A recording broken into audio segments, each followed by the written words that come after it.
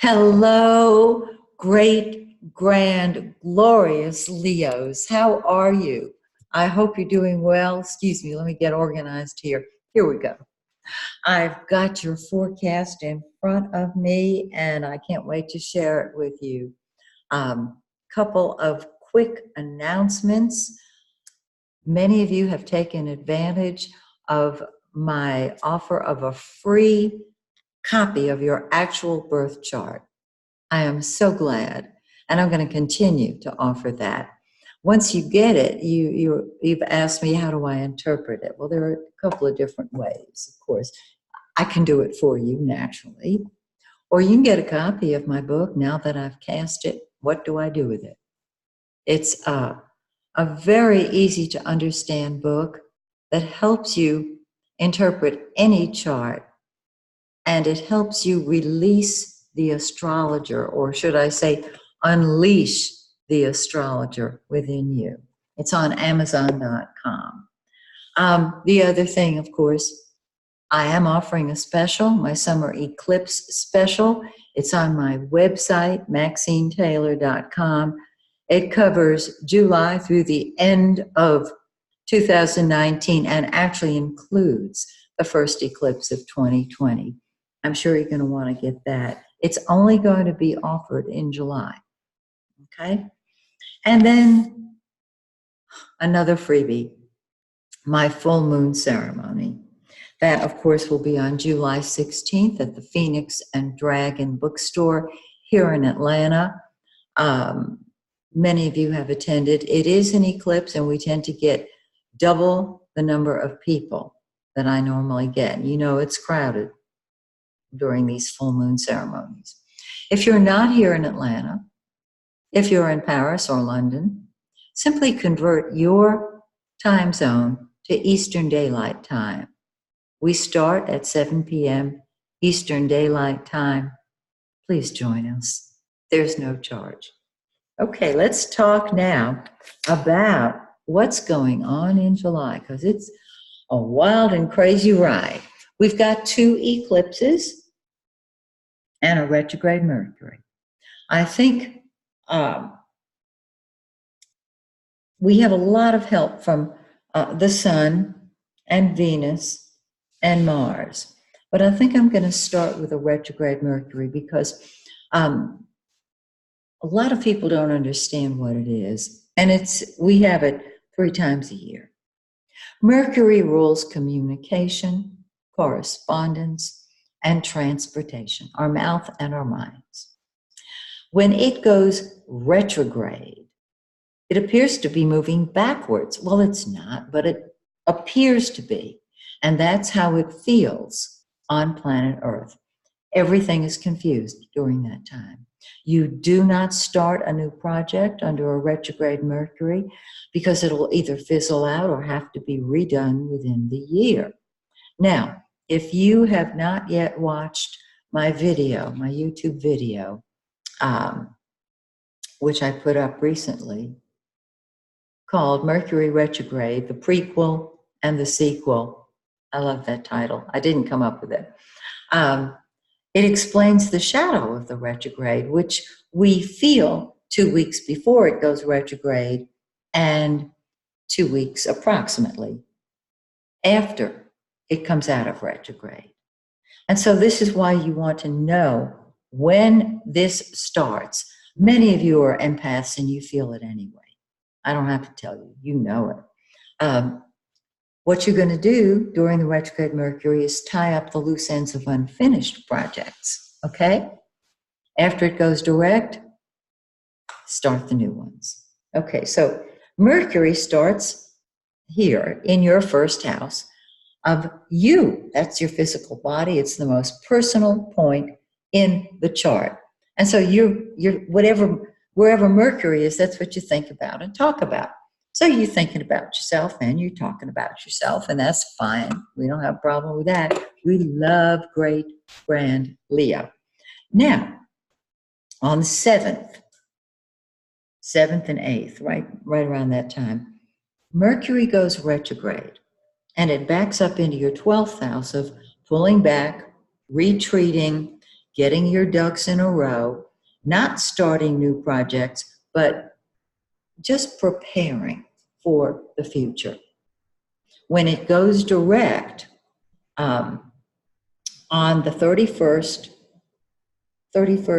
of July, August 1st, right between those 2 days, everything then starts moving forward, not just because Mercury has gone direct, but because we have a new moon on the 31st as well. Then it ultimately moves back into your first house, and hey, baby, you're back. Okay. Now, you have a lot of behind the scenes activities and prep work going on now because the sun, the yellow planet, the center of our life, is in your 12th house, and you are preparing on all different levels, mental, emotional, physical, spiritual, and you want solitude and privacy. On the 22nd, when the sun crosses your solar ascendant and moves into that first house, you're saying, here I am back, and you are. And when the sun enters your first house, your mantra becomes, out of my way or the highway. I'm doing what I want, when I want, how I want, because I can. And yes, you can. So this is awesome. Now, Mars, the planet of action and energy, what you fight with and fight for, that's in your first house a whole month. And that means that your mantra is exactly what I just said. My way or the highway. Lead, follow, or get out of the way. Now, Venus, the lesser benefic, it rules love and money and beauty. It starts off in your 11th house of friends and hopes and wishes, and you've been with friends and you probably put some of your own personal hopes and wishes into action. I love it. On the 3rd, it moves into that 12th house too, okay? Behind the scenes activities. You want your solitude and your privacy, and then on the 27th, it moves into your first house. Venus is beauty and love. When Venus moves into your first house, you love you and you feel beautiful. Now you know why I love this forecast. Okay. Now, let's talk eclipses, shall we? On July 2nd, we have an eclipse. We're going to feel it. We're already feeling it, okay? Feel it at least a week ahead. This eclipse is in your 12th house, and the whole tone of this new moon, because the solar eclipse is on the new moon, is pull back, retreat, and prepare your life for the future. And with all this 12th house activity, you can see that this new moon, this solar eclipse, helps kick everything forward. On the 16th, we have the full moon. And this is a lunar eclipse. It's in your 6th house of work, health, and service to others.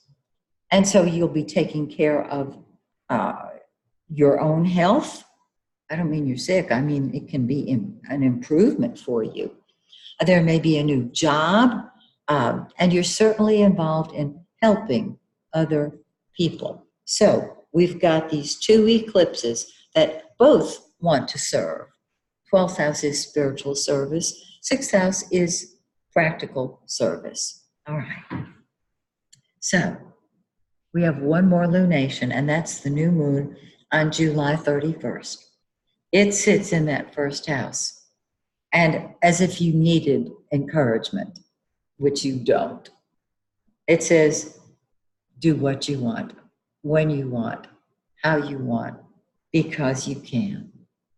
And so the emphasis is preparation and behind the scenes activities and moving forward and doing it your way. I couldn't give you a better forecast.